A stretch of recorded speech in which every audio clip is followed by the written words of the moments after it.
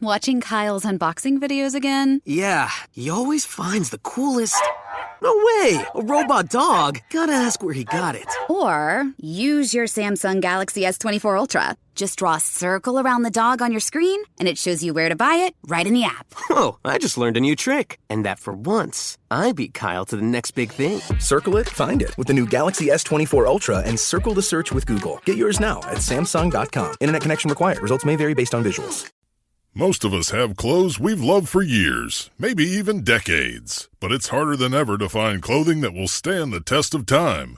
So before you update your closet this summer, take a look at American Giant. From hoodies and t-shirts to denim and more, they've got everything you need to build a wardrobe that you'll be proud of for summers to come. American Giant is made in the USA. That ensures that they can deliver items of exceptional quality, but it also creates jobs across the country. You're not just buying clothes that last, you're helping create a lasting change in the communities where they're made, and a connection to the seamsters, cutters, and factory workers who make them.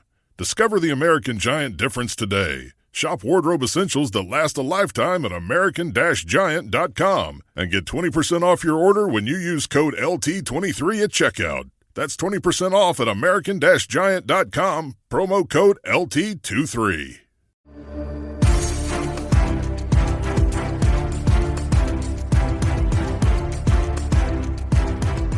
So the crazy thing about Steve Booz is that I remember in high school, Jason, playing with him at the McDonald's All-American game, and we're doing ball handling drills, and I'm looking at him like, why are you doing all the drills the way I'm doing the drills? Who are you? What is this? That is Duke point guard Jay Williams talking about his teammate Carlos Boozer. Boozer was 6'9", well over 250 pounds, with soft hands and remarkable skill for a big man. Though Jay Will and senior co-captain Shane Battier were All-Americans, many felt that Carlos Boozer was the most indispensable player on the 2001 Duke team, a team loaded with perimeter threats, but short on players to man the post and bang inside.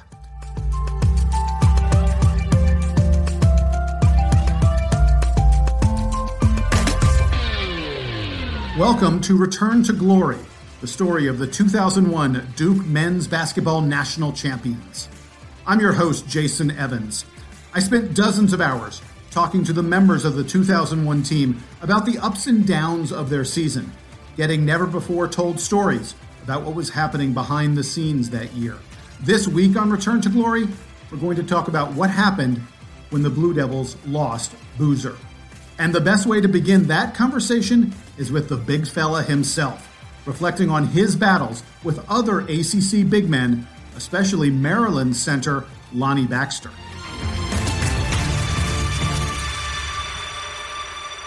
Talk to me about battling Lonnie Baxter in the post. I mean, the two of you guys... He was an animal. You guys are huge, and you're banging. We probably got about, I don't know, 500-600 pounds between us. You know what I mean?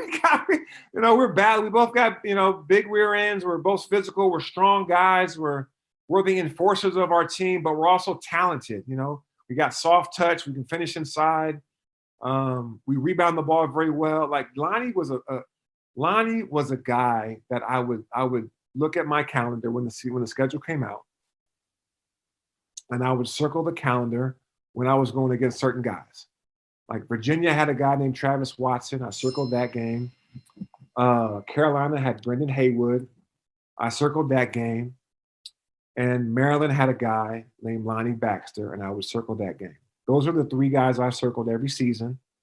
And Lonnie was big body, did a great job of what we call ducking in. Like when Ron Dixon had the ball on the wing, he would try to elbow me and wedge his way in to get in front of me to get position to grab the ball and make a layup or make a move.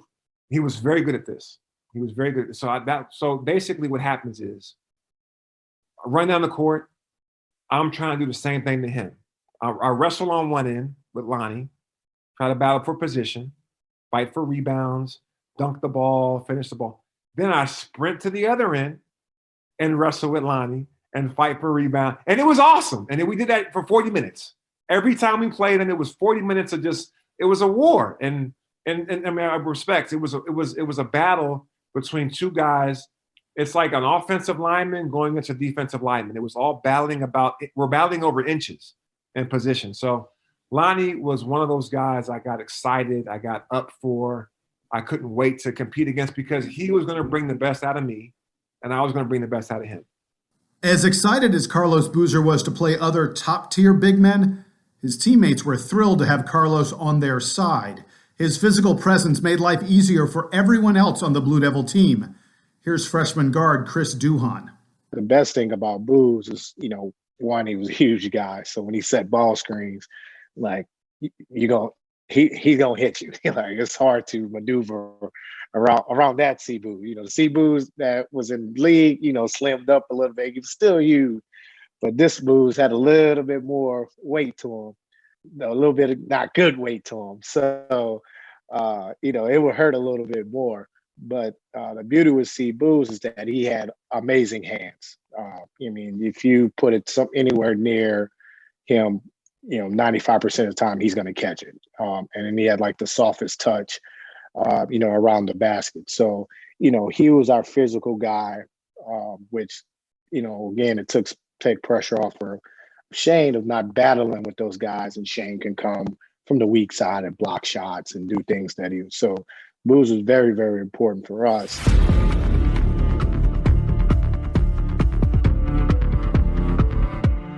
It wasn't just the imposing physical size that made Boozer important to Duke.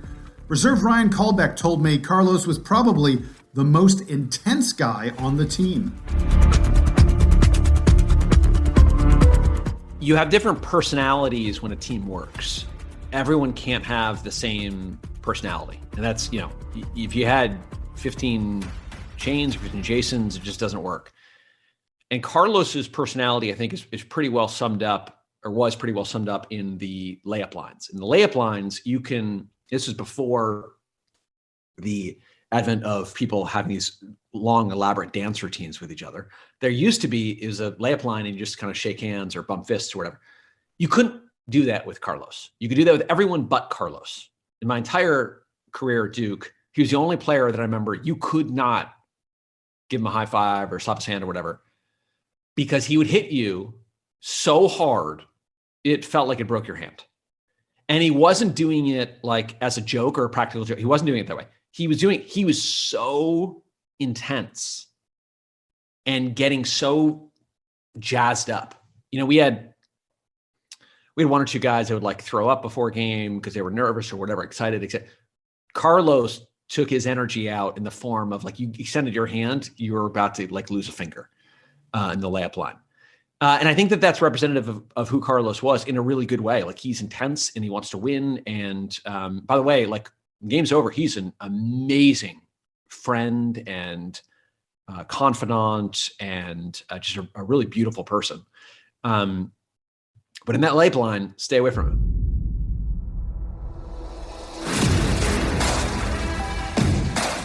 All right, enough of the setup. Let's get to the game at the central theme of today's episode. It is Duke's second to last game of the regular season, a matchup with the Maryland Terrapins. Duke was 25-3 and ranked number 2 in the land. Maryland was still sore from losing the Miracle Minute game a few weeks earlier. And to add to the drama, this was senior night in Cameron Indoor Stadium, the last home game for Duke's seniors. Here's one of them, co-captain Shane Battier. I don't recall where we were in the standings. I know. Yeah, it was close. Maryland was right on our tail, or Carolina was right on our tail. We had Maryland and Carolina last 2 games of the year, our 2 toughest games on the schedule. And look, this is why you come to Duke, to play in these big time games in Cameron. And of course, Cameron was absolutely rocking. It was my last game as a senior. I'd already got my jersey retired at that point, and it was my senior night.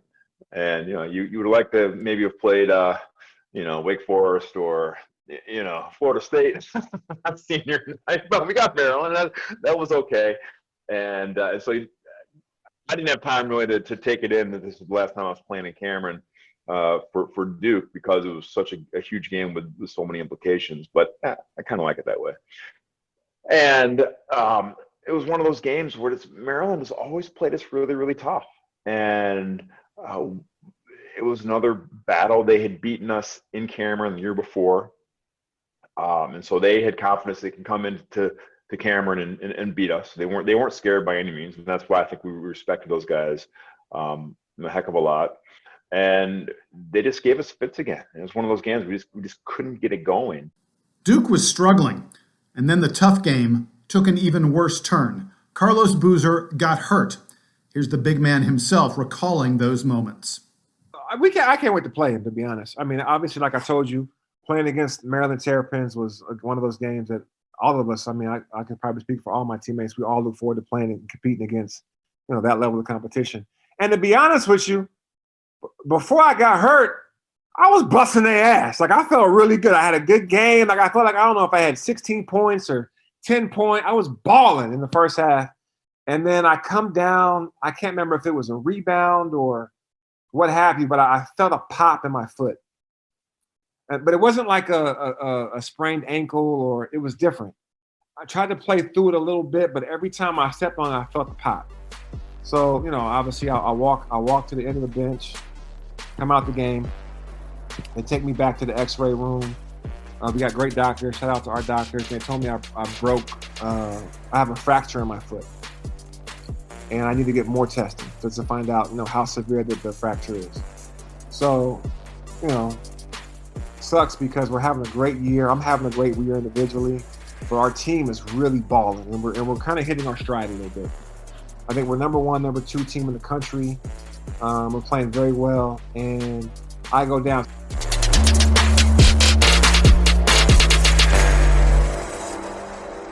Boozer's teammates were rocked by the news that their big man had broken his foot. Here's Chris Duhon again. I don't remember when it happened, but I saw him, kind of limping, and I'm thinking he landed on somebody's foot. It's like a twisted ankle. Like, I didn't think it was anything serious because it wasn't like he got carried out or anything like that. He just kind of limped off, and I'm just thinking, he probably twisted his ankle. He'll be back. In my head, I'm thinking he's going to be back at some point in that game. And then when he wasn't, I was just like, thinking, okay, it was a really bad twisted ankle. So, he might be out for a couple of days, might not practice this week, but, he'll be ready for Carolina. And then, when Coach told us that he broke his foot, then that's kind of when it was like, oh, wow. Like, there in my head, I was like, man, that might be our chances right there.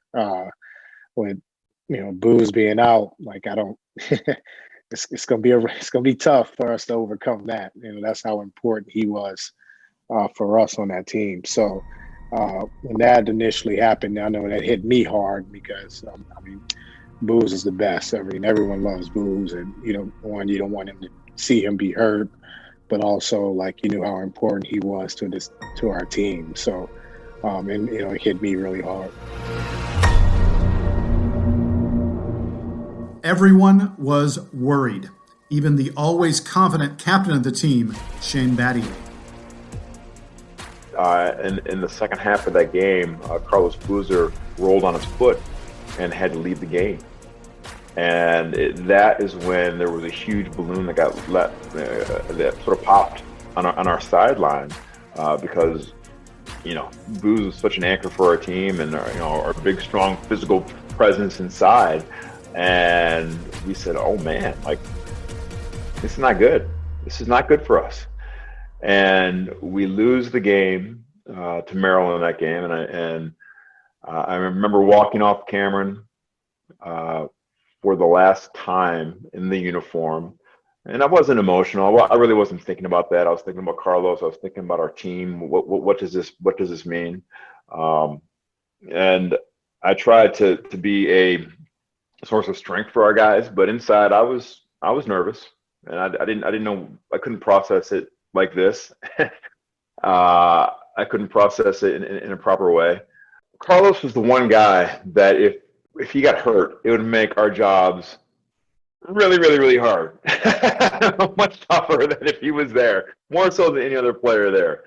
we had some excellent depth, but Carlos was probably the one guy we couldn't replace just physically. We put in Casey Sanders and Reggie Love, which became a great story. Something about having your oak tree down low to stabilize things. Because Carlos was a stabilizer for us. And so it was a scary proposition, absolutely, when we found out he broke his foot. The mood in the locker room? Well, let's just say the team was far from confident they could win without Carlos. Here's reserve guard Andre Buckner. I remember feeling like, man, this season is over. I didn't think we could go very far without Los. I just didn't. As deep as we were inside, it's just the things that he brought to the team and the things he did. We had no one that could spell that. And the Duke seniors felt an extra sting because they had played their last game in Cameron and it ended with a loss. Co-captain J.D. Simpson reflected on those moments. Senior night against Maryland. I think I was mostly just pissed off that it wasn't senior night versus Carolina because it alternated every year, right? So, Maryland was, like I said, Maryland was intense. So to play them on senior night, really was, I would say, it was an honor. I mean, that's better than, playing someone that we had beaten every time, right? I mean, we were going to have a big game again, obviously in Cameron. It was probably a night game. Like it was going to be rolling in Cameron. And that was an era where we didn't have quite as much like AV and theatrics around what happens in the gym. So it was going to be people going crazy for 2 hours and 15 minutes. So, but I remember after that game, and it'd be interesting. The seniors come out afterwards and say something, and that was hard because Shane and Nate and I had to come out and Ryan had to come out and say something to the fans after we lost. And I think I remember saying something like, this isn't going to happen again. Fellow senior Ryan Caldbeck kept a journal of that season. He looked back on what he wrote about losing on senior night. People should remember, this was my journal, right? And so when you write a journal, it tends to be fairly self-absorbed. I wrote that it was really sad. But frankly, there was also a big section about how it was also sad that we lost the game. It was the seniors' last game in Cameron. And so what I included was a lot of language from other players who came up to me and came up to other seniors saying I'm really sorry we didn't win that for you. And some really, really touching moments. I wrote down Dante grabbed me and hugged me and said, Rye, I'll really miss you. And, seriously, you know what? I will really, really miss you. And that's a really touching thing from a guy. We played a lot of practical jokes together, but also a guy I really respect and cared for.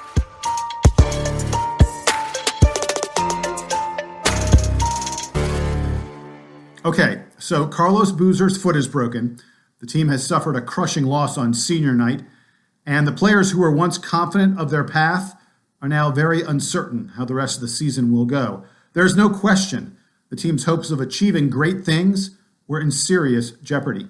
But they had an ace up their sleeve, Coach K, one of the greatest tacticians and motivators in sports history.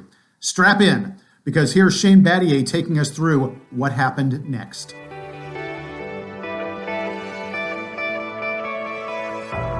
Well, it was a pretty somber locker room after that game. And again, it was my last game in Cameron. Went home to my apartment the next day, and Coach K called an 8 a.m. practice, which is never fun, right? And so we show up to practice that day. Obviously, we're all just stunned at the news of Carlos, and we just go through the motions.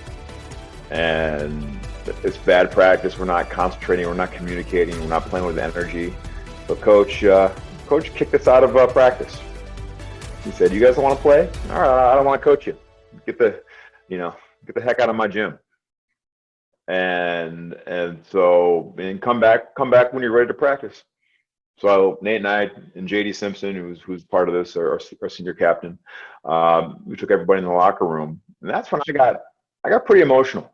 I got pretty emotional at that point because I understood the implications of where we were in the season, and I didn't know if I only had 3 games left in my Duke career. Obviously, I came back to Duke my senior year and to win a championship and to check all the boxes on my career goal list.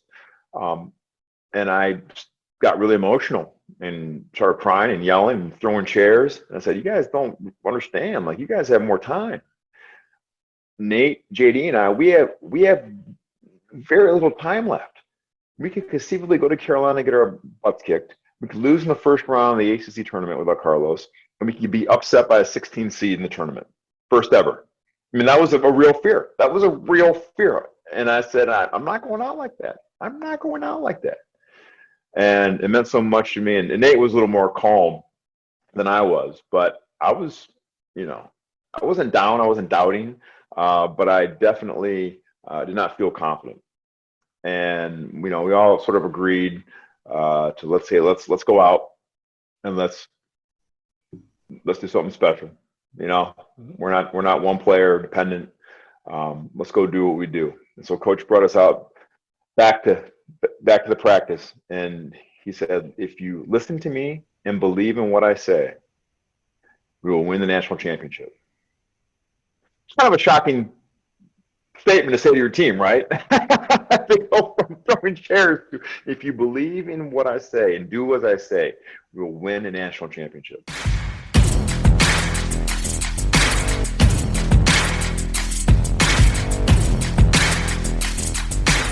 And so he went down the line to a man. He said, "Do you believe in me? Do you believe in us? Do you believe that we will win the national championship?" And he wouldn't move on until you said yes.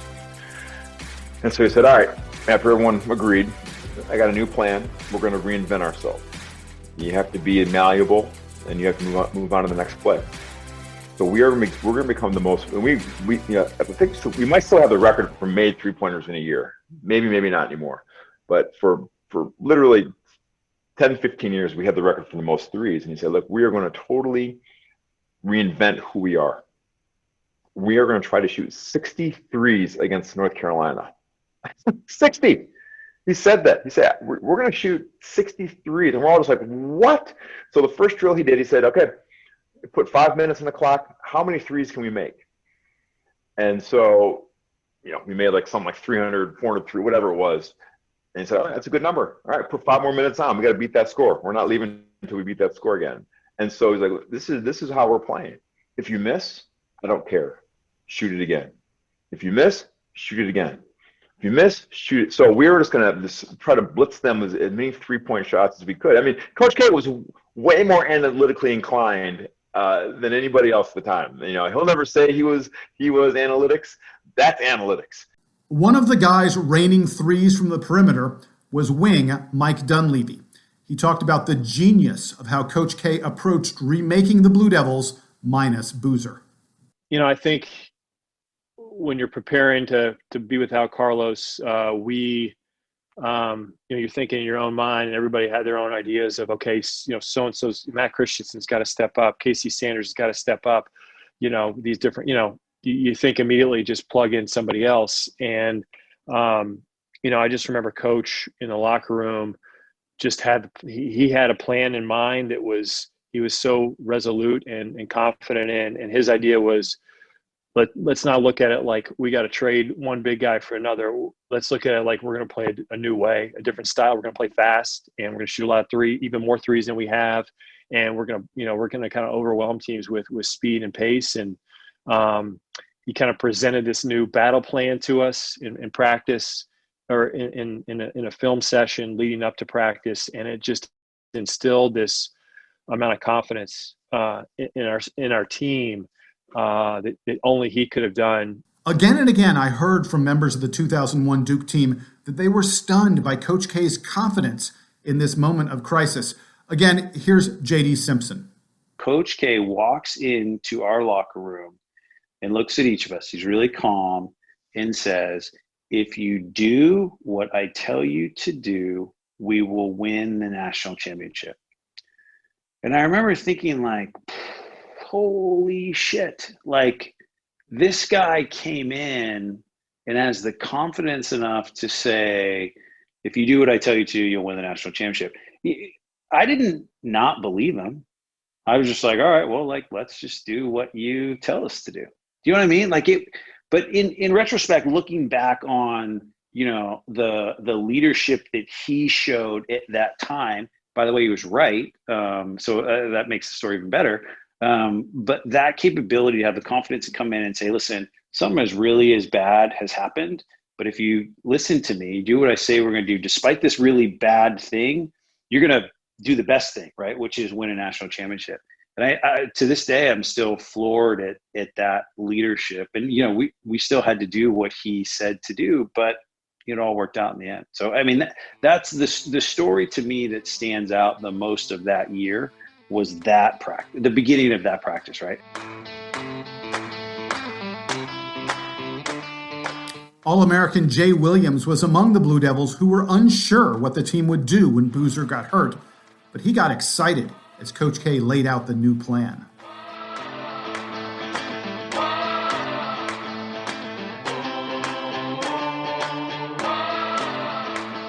So for us, when we lost that game,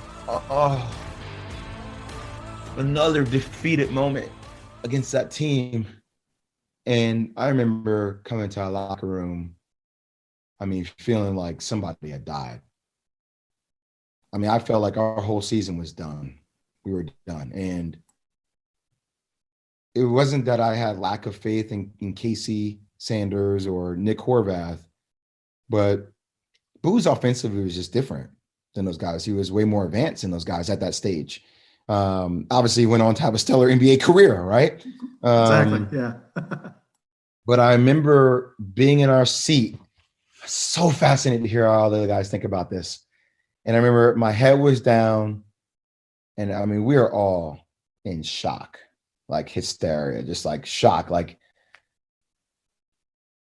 and I remember Coach K, we were sitting there, and Coach K walks in and says, if you motherfuckers listen to me, we're going to win a national championship. And me being that's a powerful message. Me being like, what is going on right now? Really? So I was a little bit scared. I gotta be honest with you. I don't have a brilliant offensive mind to produce a plan like that to help you win a championship after you lose your best big. But I mean, after that moment, when he told us to plan, I was like, oh, this is about to be fun. Damn, I just went from like here to here. Now you're telling me we're just going to shoot as many threes as possible? We're just going to let it fly and we're going to play fast? Okay. Who's going to say no to that? I mean, I'm looking at myself and I'm like, wait, we got Shane can shoot, Dunleavy can shoot, Nate can shoot, Chris can shoot, and then we have Casey and Nick who are just going to run hard and set screens and roll hard all the time? Oh, my God. Sign me up. Great. And we can't reflect on all of this without hearing from Carlos himself again. He remembers how the team changed when Coach K made Casey Sanders the new starting center. Damn, is Coach K a hell of a coach or what? The biggest thing that Coach did was he changed the dynamic of our team by starting Casey Sanders. And what he did was he made our team play like the Phoenix Suns. So instead of us like coming down, executing X and O's in the half court, we're starting to go like this. We're just going to play fast and make you keep up with us because we're in great shape. We do this all day long in practice. And Casey, like I told you in the very beginning, Casey's a 7-footer who can run like a guard. So he's going to put pressure on the rim. He jumps above the rim, catches lobs all the time. And so Coach K changed our dynamic of our offense from a half court, grind it out type of game to a get up and down and see if you can keep up with us. Put your track shoes on, like the Phoenix Suns with Steve Nash and Amari Stoudemire and Sean Marion. So he brought that style to college basketball with our team, and we did great.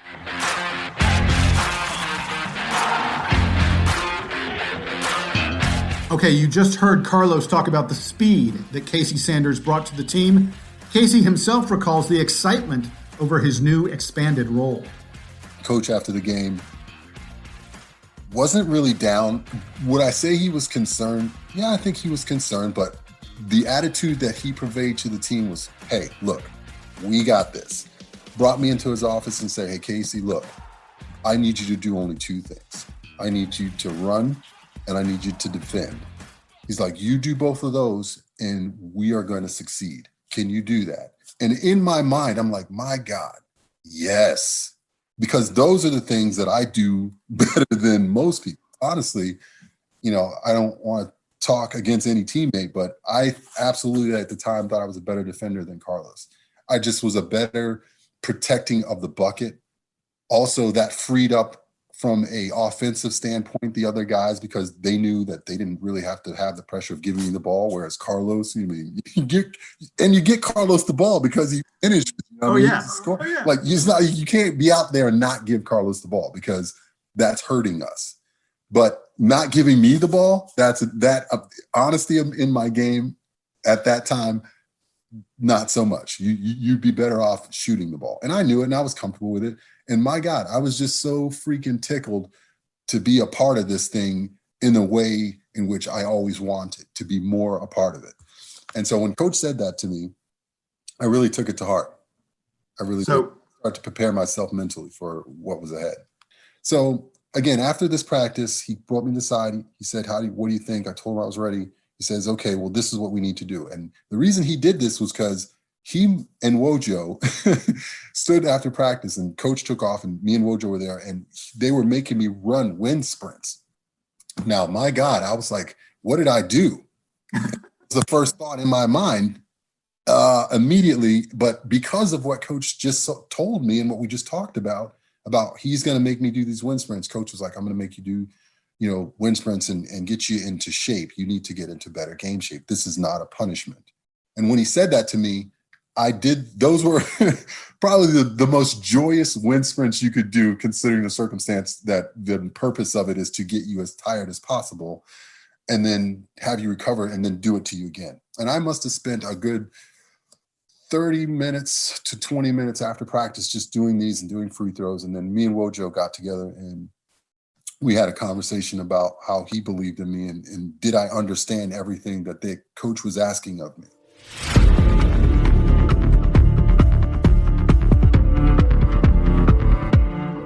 But replacing the injured Boozer with Casey Sanders wasn't the only change that Duke made.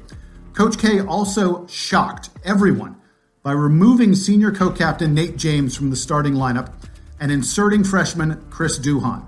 Most players would be thrilled at the prospect of being elevated to a starter, but Duhon was hesitant. Nate James had been in the program for 5 years.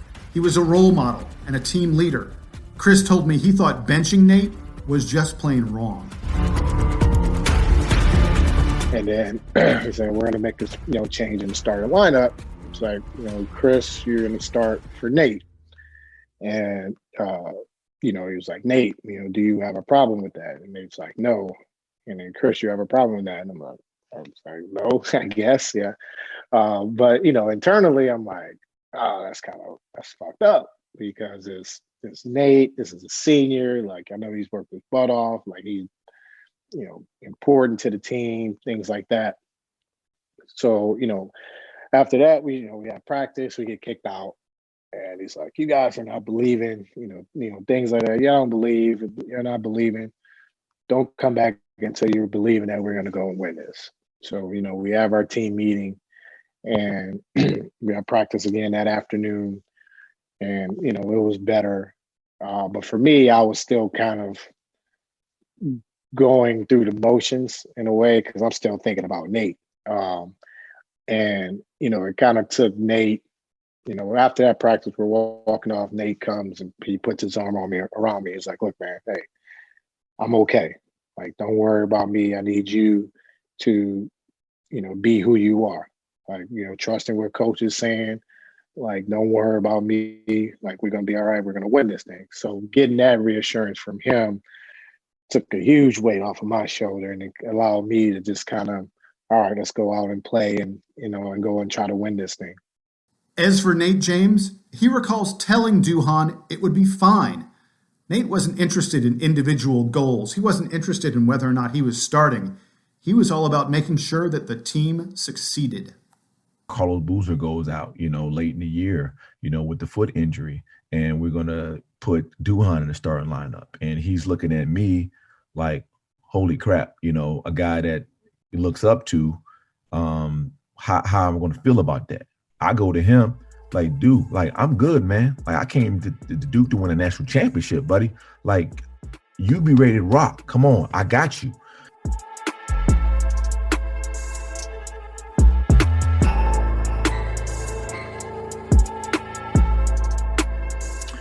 For me, it not much changed. I think just for me as an individual, I always thought, big picture.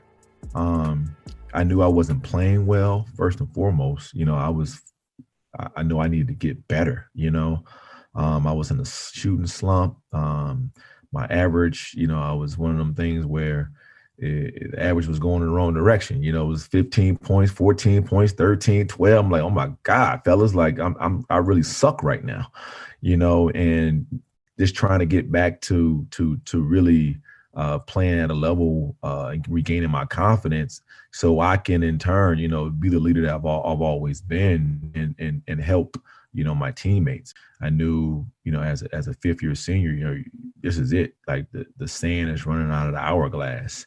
So, let's focus on winning. And for me, like I said, I had to do that and make sure that my guys were ready to go.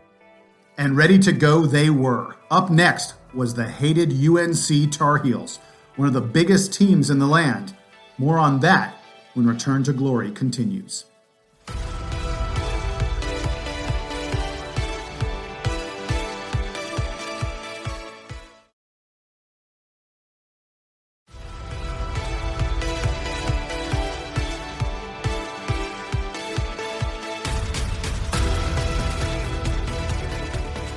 Welcome back to Return to Glory, the story of the 2001 Duke Blue Devils. On our next episode, the new look Duke takes on North Carolina.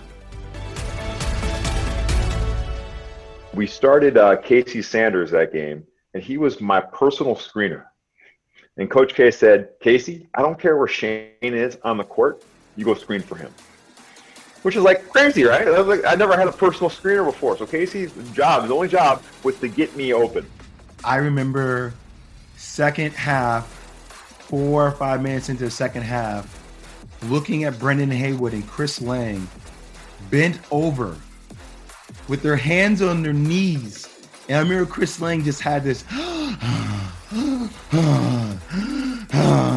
I just remember vividly, like Reggie fronting Brendan Haywood in the post, and Reggie's 6'5" and this guy's 6'11". And Brendan Haywood just couldn't get post position.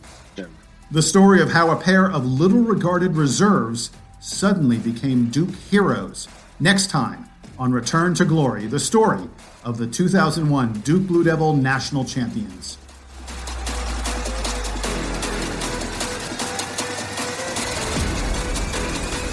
Return to Glory is written, produced, and hosted by me, Jason Evans. But this never would have happened without the generous help of many others. I want to thank everyone on the 2001 team for sharing their time with me. I also want to thank a crew of Duke fans who helped me with transcribing the interviews. Eric Smithers, Kristen Stetler, John Carden, Kathy Meredith, Kenji Kojima, and Timothy Casper. And finally, thanks to all of you for listening in. I hope you're enjoying this half as much as I am. Reach out to the Duke Basketball Report podcast anytime by emailing dbrpodcast@gmail.com. And please, subscribe to the DBR podcast so you never miss an episode. I'll see you next time on Return to Glory.